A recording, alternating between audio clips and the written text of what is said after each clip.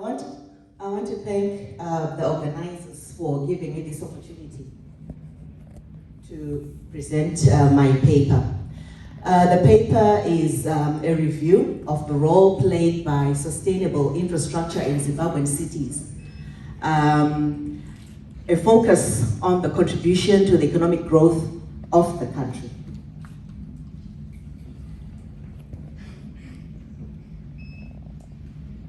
Okay, I'm going to start the presentation with a quote that was in a paper, The Outlook of the Zimbabwean Economy, that was done by Godfrey Kanyenza, Prosper Chitambara, and Judith Tyson. And they state that the important role of investment in infrastructure in terms of promoting economic linkages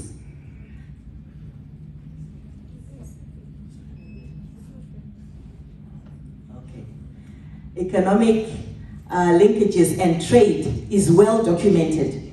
It is acknowledged that poor infrastructure is a critical barrier to accelerating growth and poverty reduction, especially in Africa. Hence, studies have shown that increasing the stock of infrastructure by 1% can raise GDP by the same margin. Infrastructure typically reduces the cost. Sorry? Yeah, no, it's not there. Oh. Maybe if you can switch on this one for me, that would be much, much better. I don't have to strain my neck.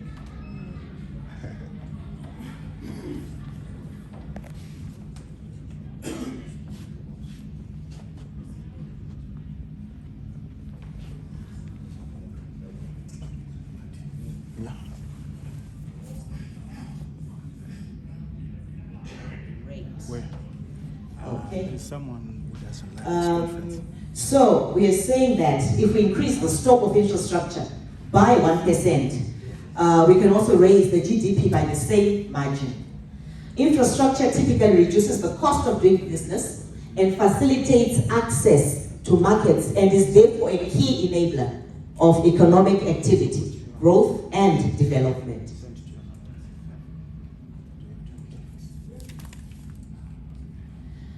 Then they continue and say, given the role of basic infrastructure as an enabler of economic activity, its deterioration impacted negatively on productive sectors of the economy and the level and quality of services.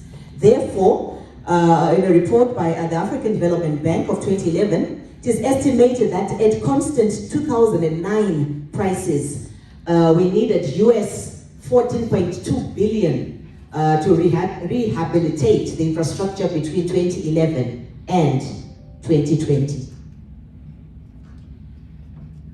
Right, introduction. The development of a country wholly depends on the availability of its infrastructure facilities. That's a given. Infrastructure plays a vital role in the improvement of the country's standard of living. It plays an important role in contributing to a higher rate of economic growth.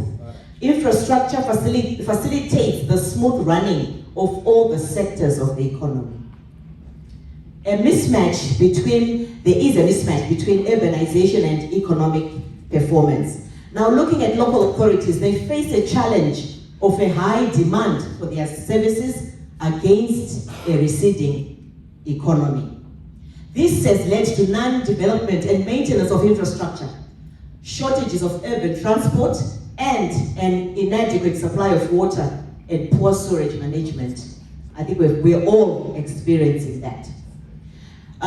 There's also a decline in the formal employment sector, which has resulted in an increase in informal housing and employment sectors. So this paper focused on the study of water supply, sewerage, roads and transportation, energy sources and housing.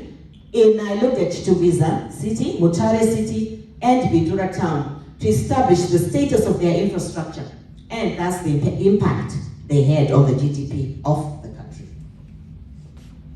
Statement of the problem. Urban infrastructure is the platform on which urban services are delivered, Poor infrastructure translates to poor services.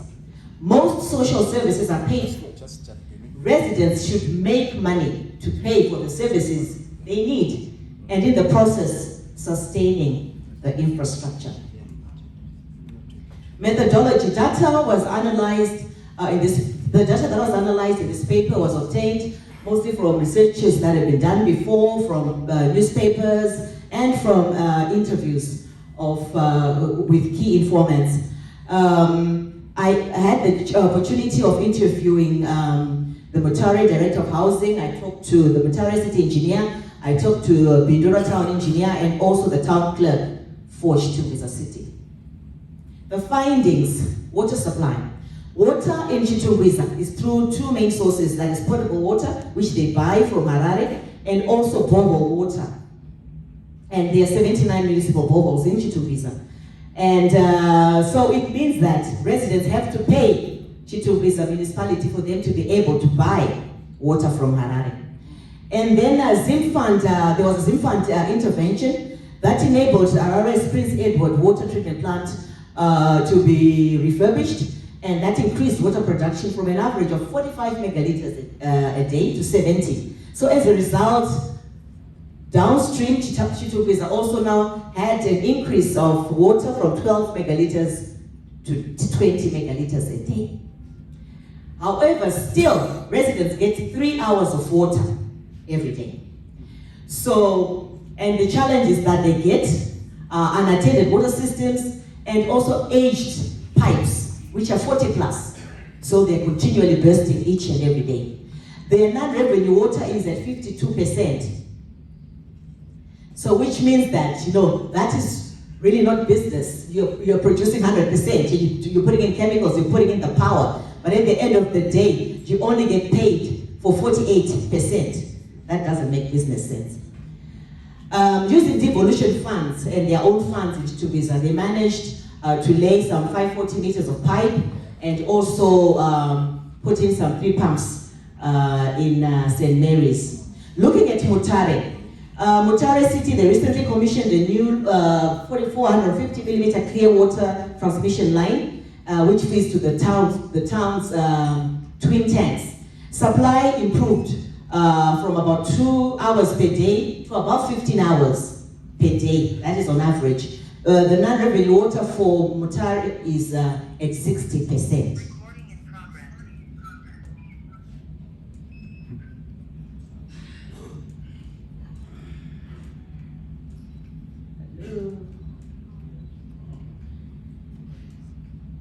Okay.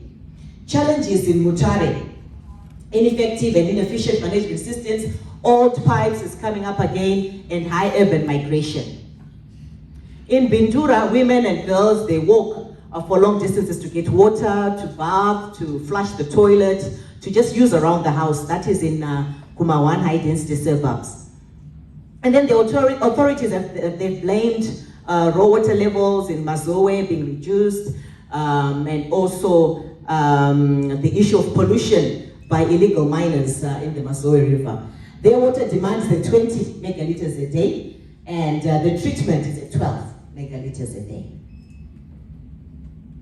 Old pipes come up again. So you find that in all these towns and cities, old pipes, old pipes, old pipes. 40 plus years, they need to be replaced, but it's still what they're using right now. Non-revenue water in Bindura is at 46%. Looking at sewerage, in Chitungwiza, about 90% of the municipality has pipe sewerage reticulation. Blockages and overflows have been an everyday occurrence because when there's no water, when the water comes, it's just erratic.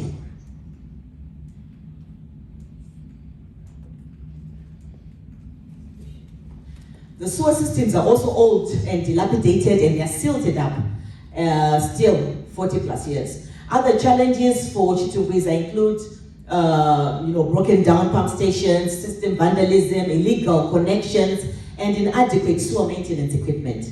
They've used devolution funds and their own funds to also do some pipe laying and also refurbishment at their pump stations. In Bindura, you find that in the CBD areas are connected to a sewer network, and that is the Woodbrook ponds. The ponds have now reached a limit, have a limited treatment capacity as the inflows have increased. About 2,000 houses in the town remain unconnected to the sewerage system. The council has done a section of rehabilitation using their own funds and also using devolution funds.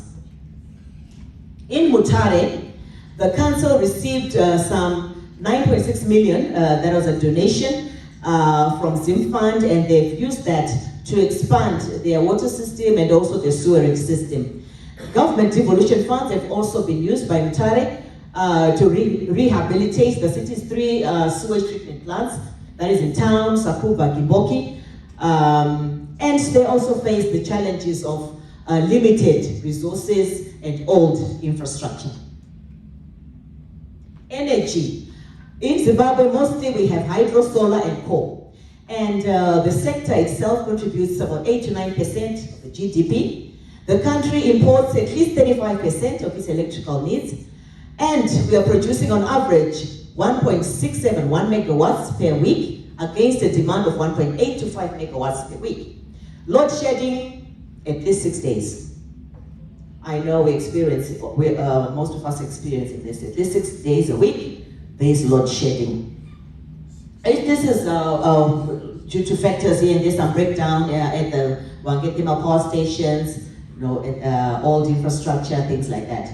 And then the government, though, has come up with a program of independent power producers to open up the power sector, and we have more players that can actually fit into the national grid. They also came up with a renewable energy policy in 2020, which is encouraging the use of renewable energy, and they have made it a must that every new development has to incorporate the use of solar geysers and not electrical geysers. There also, the effects of power cuts, these compromise definitely on the efficiency of service delivery. Housing infrastructure. I went back into history. We had the first 5-year National Housing Delivery Program that was there 2004 to 2008. That looked at an excess of 20,000 housing units. We had the second National Housing Delivery Program from 2013 to 2018. And we have the current housing delivery program that is stretching, looking at 220,000 housing units 2021 to 2025. Most local authorities no longer have social houses. And there was a certain stage when local authorities disposed of the houses they had to sitting tenants, but unfortunately, they never built new houses to compensate for the houses that they sold. The availability of cheap housing finance is key in the provision of housing in Zimbabwe. Housing finance right now is mainly from central government. Other players like banks, pension funds, and financial institutions like Shelter Afrique must be encouraged to come on board to finance housing in the country. In Mutare, they are constructing an average of approximately 1,000 units per year, but the city, when you look at it at 6% urbanization, requires 5,986 housing units that should be built per year in a 10-year plan if they are to ease their housing shortage. That's just a table that is showing us the housing backlogs that I got.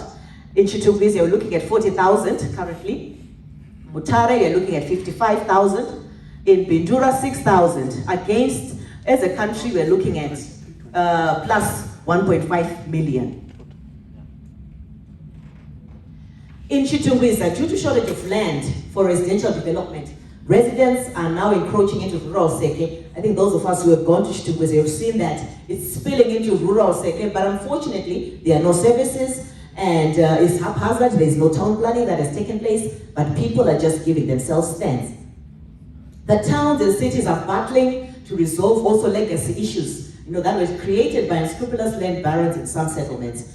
People just grabbed land, they sold to innocent buyers, and there's no water, there's no sewer, there are no roads. But as a municipality, they have to make sure that those settlements get water. And that means that they have to make sure they have funds that they can put towards regularization and sanitization of those settlements. Urban population growth in Bindura has seen the mushrooming of infills in wetlands. And in 2020, some houses were actually flooded in Bindura because of poor location, excuse me. Roads and transportation. Roads in urban communities have been affected severely by lack of maintenance. Highways are blighted with potholes, and smaller link roads have either been eroded of tarmac to become dusty, or they never received tarmac services. I think if you're like me, if you've been to certain areas, now people don't move on the middle of the road, they go on the side, because now what you have is just a strip of tar, and you'd rather just drive on the dusty road than risk your tires, getting cut by a strip of tar that is remaining. In Mutare, they have nearly 294 kilometers of sealed road and 214 kilometers of gravel roads. And the engineer was saying they need at least 90 million to just bring their roads to, at least a fair state. In Bindura, the road network is generally in a bad state, especially in suburban roads. Priority on maintenance is mainly on public routes, since the implementation of the Emergency Roads Rehabilitation Program 1, and also now we have 2, but that's just mainly on the major roads. In Chitungwiza, the suburbs and shopping centers are all connected by a 465 road network. Most are earth roads, we have also sealed roads, and some just roads that have been opened up. Chitungwiza is also benefiting from the Emergency Roads Rehabilitation Program, but is only on the major roads. Results and discussion. Old and broken down infrastructure is the order of the day in urban towns and cities. That cannot be hidden. The towns and cities lack adequate funding to construct, maintain, or repair the infrastructure. They're getting funds from government, but it's not much. Their own funds, they don't get because we are not paying the rates, we're not paying water, we're not paying for the sewer. The population in the towns and cities continues to balloon, and this has put a strain on the existing infrastructure, which has not expanded proportionately. Residents are failing to pay for services rendered, thereby the towns not being able to raise funds for maintenance of the existing infrastructure, let alone construct new infrastructure. However, it was established that sustainable infrastructure in a country is of prime importance if it has to realize a growth in its GDP. In conclusion, researchers have proposed solutions including curbing rural-urban migration, addressing corruption and mismanagement in local councils, government availing more funds for infrastructure development, and encouraging the private sector to be more involved in funding the housing sector through favorable policies and laws. Prevalent is the unavailability of employment, which should generate income for residents, enabling them to buy urban services from local authorities, and by doing so, resourcing the local authorities to sustain the provision of such services. These situations have resulted in a reduction in the provision of housing, energy, water, sanitation, and transport services in towns and cities. As long as infrastructure in Zimbabwe is not constructed, upgraded, or maintained, the GDP of the country will only increase marginally, as the economic growth of a country relies greatly on infrastructure as the key enablers of economic activity, growth, and development. Recommendations. The authorities and the general public have to appreciate and accept that urbanization is here to stay. Sometimes we're in this comfort zone where we think, it is here to stay, and we have to start thinking of what we must do because it's here. We have to adopt realistic and appropriate urbanization strategies for the country by firstly having a positive attitude, and being prepared to deal with the urban challenges as they come in a realistic and holistic manner. Addressing the question of urban sprawl at both policy and implementation levels will require that similar challenges of infrastructural services like clean water, sewerage, reticulation, public transport, and energy be addressed too. We have the Zimbabwe National Human Settlements Policy that is trying to address the urban sprawl by encouraging us to build upwards. in the policy it says that 40% of any settlement now that people are going to develop should reserve 40% of the land for high-rise buildings. Another solution is to curb rural to urban migration. Everyone wants to come to town. I want to go to town so that I can get a bank. I want to go to town because I can get an ID. So this can be done through developing rural areas and decentralization of some services to the rural areas so that people stay where they are. If it's comfortable, if they can get all that they want in the rural areas, then we can curb that migration. With housing being one of the biggest challenges facing urban centers, not only in Zimbabwe but in Africa, scholars have advocated for low-cost housing. So when you talk low-cost housing, we're looking low-cost land, low-cost financing, low-cost materials. That's what we're looking at. And of course, the adoption of friendly housing standards. Attracting the required private sector funding is a challenge right now. But because the uncertain and difficult investment climate in Zimbabwe makes it difficult to attract investors. You know, there's always this talk, okay, I'll give you my money in US dollars. How do you pay back?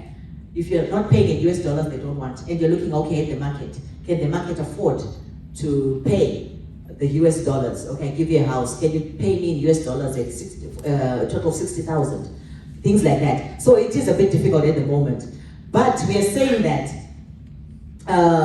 the potential scope of private participation in infrastructure in Zimbabwe is highly promising, you know, and therefore the country must take all possible means to tap into this potential. Clear principles for prioritization and sequencing of infrastructure investment decisions are essential. Let's not go all over the place. The cake is small, but if we do it where we sequence to say we are starting with this and then this and then this, then we can at least achieve something. So which means that it is important to define infrastructure development plans in close coordination with the national growth vision. Zimbabwe is currently envisaging a growth strategy based around key development corridors that anchor economic activities in a number of key sectors, including agriculture, forestry, and mining. So scoping out the infrastructure packages needed to support development along these corridors would be a helpful way of prioritizing the overall national requirements. The informal sector should be uplifted to ensure that unemployment is reduced and also that social security systems are strengthened. Those in the informal sector should be considered for mortgages and loans to improve their operations, and also the informal sector housing schemes and cooperatives should also be promoted. Thank you very much.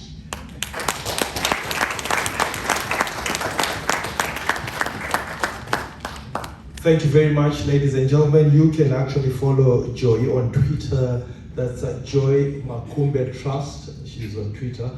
Follow her and get as much information about that presentation as possible. Thank you very much. Let's give a very big hand, Engineer Makumbe.